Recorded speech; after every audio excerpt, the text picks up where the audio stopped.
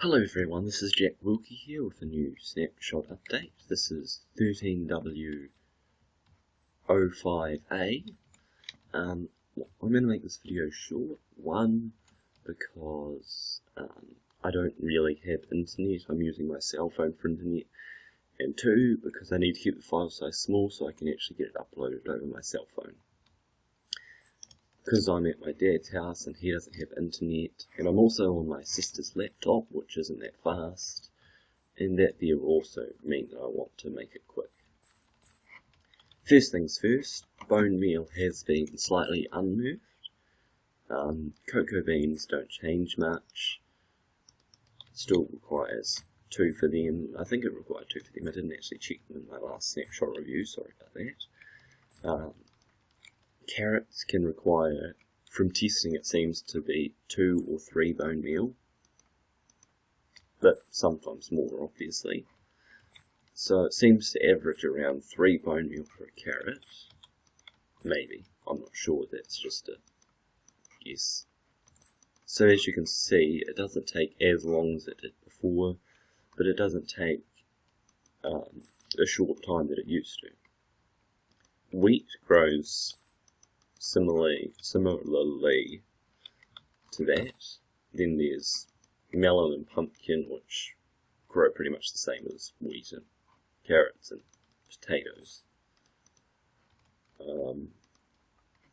Yeah, as you can see, there's a bit of a difference in the growing depending on, just random difference, which I think is a good thing, as it means the game is less perfectly organised. Oh, wrong button. I'm also just going to test it with a sapling, because that's probably changed a bit. Good. I'll just say again, I'm trying to make this quite quick. So let's see. 1, 2, 3, 4, 5, 6, 7. Okay, well that took a while. 1, 2, 3, 4, 5, 6. 1, 2, 3, 4, 5. So as you can see, it seems to take longer with saplings now. 1, 2, 3, 4. So it takes quite a while for saplings. But when you think about it, you get that much wood. And if you find a skeleton dungeon, you can easily get tons and tons of bone meal from trapping it. The next thing on the list, well, I don't actually have a list, but the next thing to do is teams are added to scoreboard. If I type /scoreboard,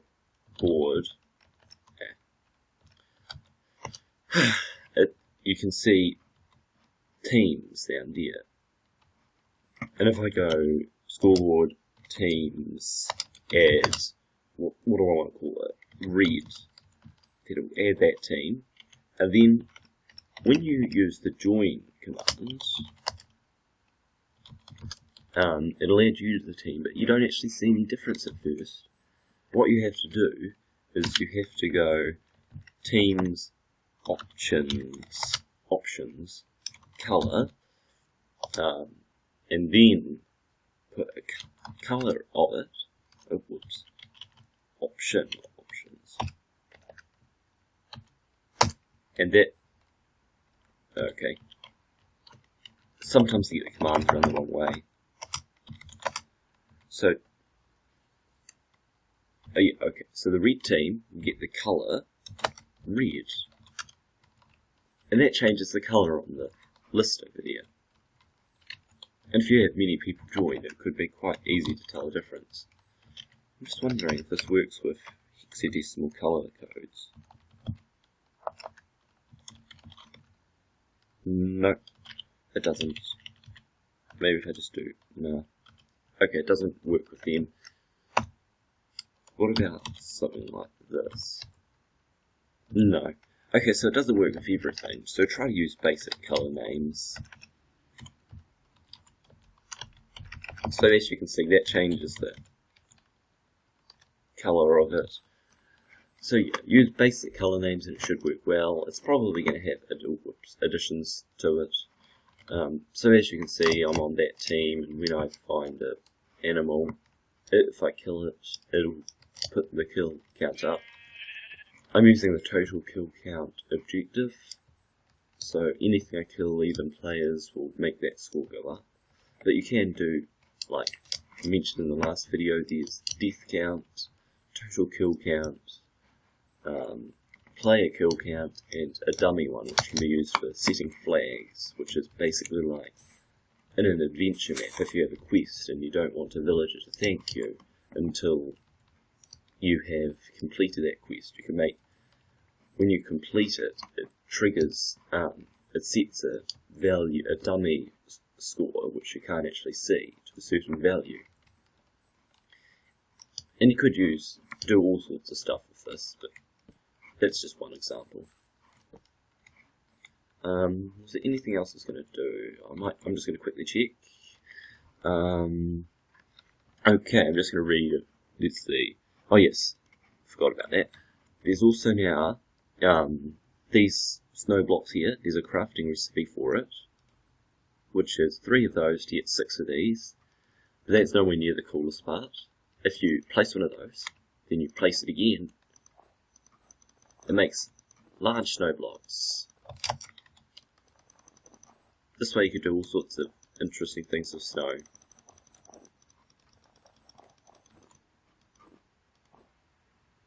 Which is pretty awesome. It does seem to behave differently to a normal snow block here, because this one here, if you place 2 and then delete the one underneath, it doesn't do it. But this one here, if you place 2, remove the one underneath, it removes the stuff above. So that means it is a different block with different logic. But that's not a problem for most people. There's a few bug fixes.